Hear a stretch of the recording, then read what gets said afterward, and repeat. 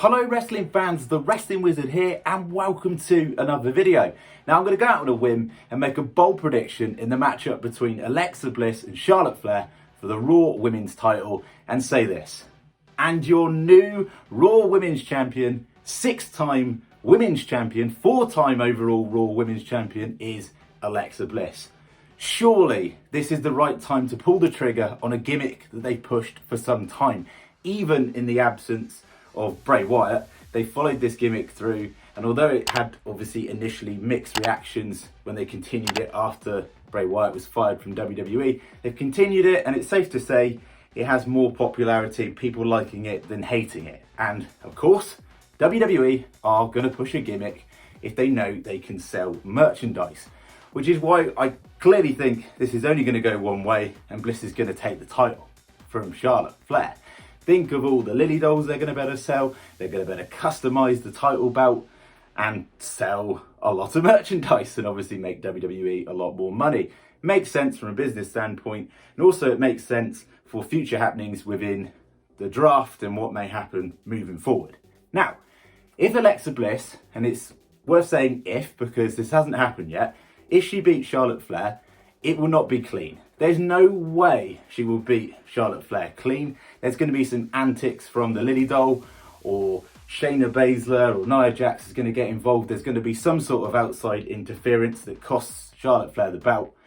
But I could also see Lily and Alexa Bliss like absolutely destroying Charlotte in some way or other, with assist or without assist. It could be an absolute massacre. However, you can be sure that Charlotte Flair is going to show a top performance, because let's face it, she is at the peak of her career, not just physically, but from a performance standpoint. I feel like she's got a bit more of an individualized feel to her gimmick at the moment as well. It feels more authentic, less robotic, less scripted.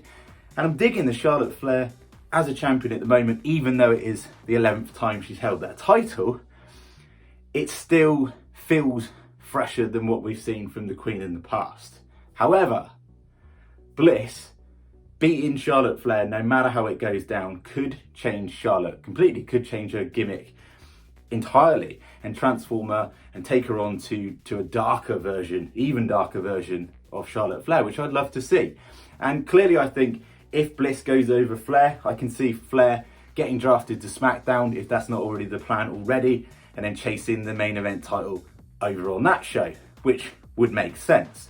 Also, a lot of people be thinking ahead and thinking, well, if Bliss has the title, they're pushing Liv Morgan, she could come over to Raw, those two could fight, everybody would be happy. Now, I still think they've got a lot of work to do with Liv Morgan to give her a bit more validity. Say that after a few drinks, and then she'd be a serious threat for Alexa Bliss. But I'm all up for putting Alexa Bliss back in the main event title picture, custom belt, push her gimmick to the moon. Why not? It makes sense. It makes total sense. It feels like absolutely ages ago we were treated to the snotty-nosed version of Bliss, the arrogant, egotistic performer that she was when she was in her goddess gimmick. And I did miss that to certain points. I think this match is really all about solidifying her as a legitimate, athletic, in-ring performer again. Because that's what needs to be established first. Because to push her onto a champion, to push her on to be the champion, should I say, and beat Charlotte Flair, like, you gotta wrestle at the top level, regardless of what hocus pocus gets involved. So that must be established in this match. And then the world's your oyster moving forward with the gimmick. There's loads of people she can feud with. She's obviously a face at the moment. You could turn her heel. I don't think that would happen because of, as I said, the merchandise they're going to sell and everything. And just make her a little bit of a dominant champion for a little while. I don't think it's going to be like a Roman Reigns long title reign. I really can't see that happening. But Alexa with the belt at this point makes total sense. Charlotte Flair goes over to SmackDown. It doesn't damage her character. And then you can put the reset button on her over there. And it makes total sense. What do you think? What's your thoughts and opinions? It's also worth noting that exactly a year ago, well, not exactly a year ago, but last year's Extreme Rules, the horror version of Extreme Rules, Braun Strowman and Bray Wyatt main evented that. And they're not within the company anymore. Who'd have put money on that? If you got into the bookies and betted on that, they'd have laughed you out the shop. I still can't believe that. And of course that begs the question, is Bray Wyatt going to have any part to play in the future within WWE?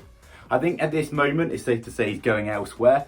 But I personally think if he doesn't show up, or this re-sign element or whatever's going on doesn't happen, after Extreme Rules, I think we can just write off Bray Wyatt within WWE for good. However, it's an open book. We don't know what's going on behind the scenes. Bray Wyatt might come in and cost Alexa Bliss the title. He might help her in a weird twist, or he might just stay away from WWE forever, which is more likely the actual outcome.